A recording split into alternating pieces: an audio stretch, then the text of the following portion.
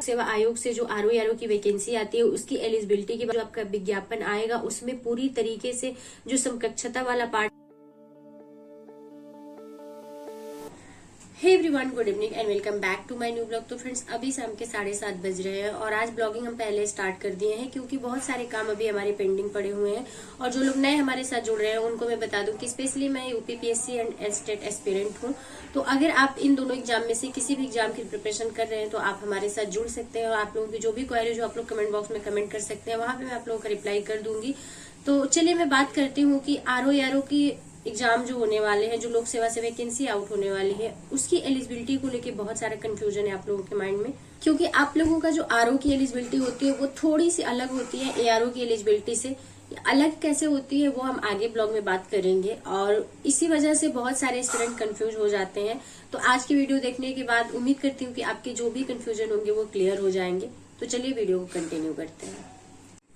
तो हमने स्टार्ट किया था 7:30 बजे से और अभी 10:40 हो रहे हैं। तो आज हमें रीजनिंग कंप्लीट करने में कुछ ज्यादा ही टाइम लग गया।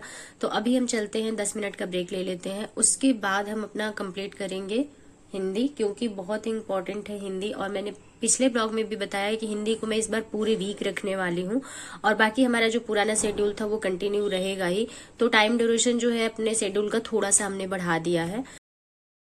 तो फ्रेंड्स, अभी रीजनिंग कंप्लीट करने के बाद हमने 20 मिनट का ब्रेक ले लिया था क्योंकि कंटिन्यू स्टडी नहीं हो पाती है। तो बीच बीच में 10 से 15 मिनट का, कभी 20 मिनट का, जितनी नीड होती है मुझे उतना ब्रेक हम ले लेते हैं।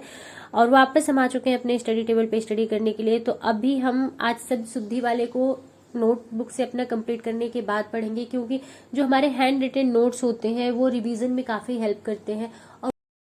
क्योंकि जब हम नोटबुक बना रहे थे तो उस टाइम पे हमने बहुत सारे ऐसे नियम, बहुत सारे ऐसे पहचान होते हैं जो अलग से हम नोट किए हुए रहते हैं और वो आपको किसी भी किताब में देखने को नहीं मिलता है। तो इस वजह से अपना नोटबुक रिवीजन के टाइम पे जरूर रखना चाहिए, क्योंकि वापस से वो सारे नियम रिवाइज हो जाते हैं और जो पॉइंट्स आप खुद को समझने के लिए खुद से नोट किए रहते हैं वो ज्यादा हेल्पफुल होते हैं आपके लिए। तो इसी वजह से अभी मैं अपना नोट्स एक बार रिवाइज करूंगी। उसके बाद में शब्द शुद्धि वाले से 100 वर्ड मैंने डेली के लिए रखा है, क्योंकि उसमें 1200 शब्द है। तो 1200 शब्द को अगर हम 100 करके कंप्लीट करेंगे तो भी 12 दिन लगेंगे मुझे उसे कंप्लीट करने में, और वो बहुत ही इंपॉर्टेंट है। और फ्रेंड्स, पिछली बार का जो सुपर टेट था उसमें भी जो हिंदी आई थी वो काफी अच्छे खासे लेवल की हिंदी थी। तो आपको हिंदी को बहुत अच्छे से प्रिपेयर करना है। बिल्कुल भी ये नहीं सोचना है कि अरे हमने पहले से पढ़ रखा है। बीच बीच में आप रिवीजन करेंगे तो आपको पता चलेगा, क्योंकि किसी भी सब्जेक्ट को आप बहुत अच्छे से पढ़ चुके हैं लेकिन अगर एक लंबा गैप दे देते हैं तो बहुत सारी चीजें भूल जाते हैं आप। तो रिवीजन बहुत जरूरी है। तो फ्रेंड्स, अभी हम बात कर लेते हैं लोक सेवा आयोग से जो आरओ की वैकेंसी आती है उसकी एलिजिबिलिटी के बारे में। तो सिंपल, आप ग्रेजुएट हैं तो आप आरओ का फॉर्म फिल कर सकते हैं और उसमें जो आरओ की पोस्ट होती है उसके लिए जो हाईएस्ट स्कोरर एस्पिरेंट होते हैं उनका सिलेक्शन होता है। उसके बाद कट ऑफ जब नीचे आती है तो आप एआरओ के लिए सिलेक्ट होते हैं और जो बच्चे एआरओ के लिए सिलेक्ट होते हैं उनके वेरिफिकेशन में जो डॉक्यूमेंट वेरिफिकेशन होता है उसमें आपको ओ लेवल की डिग्री चाहिए होती है या उसकी समकक्ष डिग्री। तो समकक्षता को लेके हमेशा से ही विवाद रहा है लोक सेवा आयोग की वैकेंसियों में। इसी वजह से इस बार आरओ की वैकेंसी में इतना टाइम लग रहा है, क्योंकि गवर्नमेंट ने क्लियर बोला है आयोग को कि आप जो समकक्षता लिख के देते हैं उसके तहत आप क्लियरिटी दीजिए कि किस किस डिग्री को आप मान्य करते हैं और किस डिग्री को अमान्य करते हैं। तो ये क्लियरिटी होनी चाहिए। तो इस बार का जो आपका विज्ञापन आएगा उसमें पूरी तरीके से जो समकक्षता वाला पार्ट है स्पेशली उस पे बहुत अच्छे से क्लियरिटी होगी कि उसमें कौन कौन सी एलिजिबिलिटी रखी गई है और किस एलिजिबिलिटी को अमान्य किया गया है। तो इस बार का जो नोटिफिकेशन आएगा वो हर बार से थोड़ा सा डिफरेंट होगा, खास करके एलिजिबिलिटी को लेके। तो अगर आप आरओ के लिए सिलेक्ट होना चाहते हैं तो आप अपनी प्रिपरेशन पे ज्यादा से ज्यादा फोकस करिए और कोशिश करिए कि एग्जाम में आप हाईएस्ट स्कोरर हो ताकि आप आरओ के लिए सिलेक्ट हो। आरओ के लिए सिलेक्ट होने के लिए आपको एक्स्ट्रा और कोई एलिजिबिलिटी नहीं चाहिए, सिंपल ग्रेजुएट और साथ ही साथ आप एग्जाम क्वालिफाई करिए और अच्छे मार्क्स लाइए, अच्छी रैंक ले आइए और आरओ के लिए सिलेक्ट होइए। तो ये है आरओ की एलिजिबिलिटी। बहुत ज्यादा इसमें कुछ तामझाम नहीं है। हाँ, ये है कि बहुत सारे एस्पिरेंट के बीच में ये बहुत लोकप्रिय वैकेंसी है। तो इसका बहुत लोग बहुत दिनों से प्रिपरेशन कर रहे हैं और जो बच्चे पीसीएस वगैरह के प्रिपरेशन कर रहे हैं वो लोग भी आरओ देते हैं। तो इसकी कट ऑफ बहुत हाईएस्ट आती है। तो आप लोगों को ये ध्यान देना है कि उसकी कट ऑफ जो है, उसकी जो मेरिट लिस्ट है उसमें आना है। तो ये है एक छोटी सी इन्फॉर्मेशन जो मुझे लगा कि आप लोगों के साथ शेयर कर देनी चाहिए, क्योंकि अभी तक मैंने आरओ को लेके कोई भी वीडियोज नहीं बनाई थी।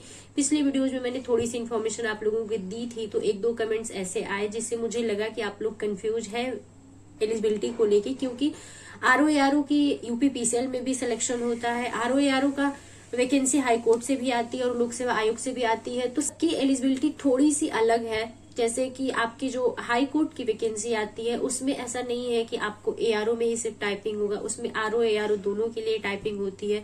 और जो यूपीपीसीएल की वैकेंसी आती है उसमें भी टाइपिंग होती है आरओ के लिए भी। लेकिन जो लोक सेवा आयोग से आती है वैकेंसी, वो सिर्फ आपकी मेरिट लिस्ट पे आपका सिलेक्शन होता है, उसमें कोई भी आपको टाइपिंग या फिर कोई कंप्यूटर से रिलेटेड कोई भी डिग्री नहीं मांगता है।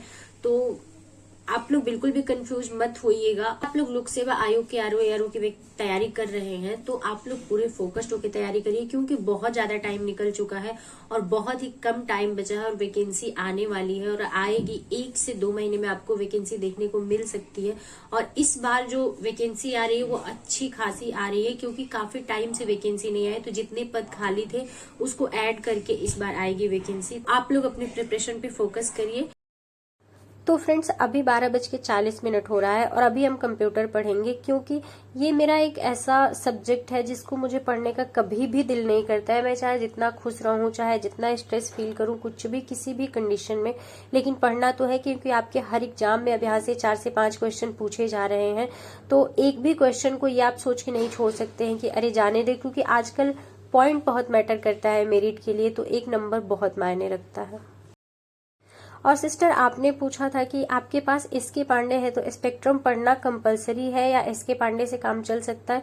तो एसके पांडे भी बहुत अच्छी बुक है और बहुत इजी लैंग्वेज में लिखी है और मैं खुद भी फॉलो करती हूँ, लेकिन मैं सिर्फ एंशिएंट के लिए फॉलो करती हूँ और मैंने मॉडर्न हिस्ट्री का एसके पांडे नहीं लिया था, तो इस वजह से मैंने स्पेक्ट्रम ले लिया।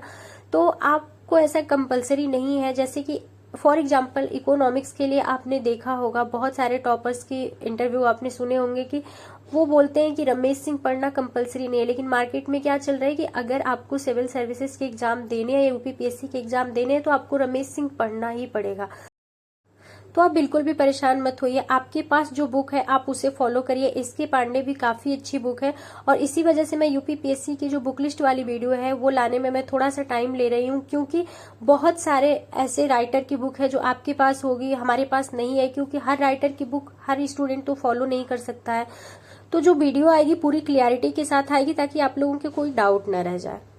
तो फ्रेंड्स अभी रात के 2:15 बज चुके हैं, तो अब ब्लॉग को हम यहीं पे एंड करेंगे और चलेंगे। अब हम सोएंगे, क्योंकि अगर रात में हम लेट सोते हैं तो मॉर्निंग में हम लेट जगते हैं, तो पूरा शेड्यूल हमारा डिस्टर्ब हो जाता है। तो चलिए मिलते हैं आप लोगों से नेक्स्ट ब्लॉग में, तब तक के लिए बाय बाय। फ्रेंड्स वीडियो अगर पसंद है तो वीडियो को एक लाइक जरूर कर दिया करिए और चैनल पे नए हैं तो चैनल को सब्सक्राइब करके बेल आइकन प्रेस कर लीजिए, जिससे मेरी आने वाली वीडियो का नोटिफिकेशन आप सभी को मिल सके।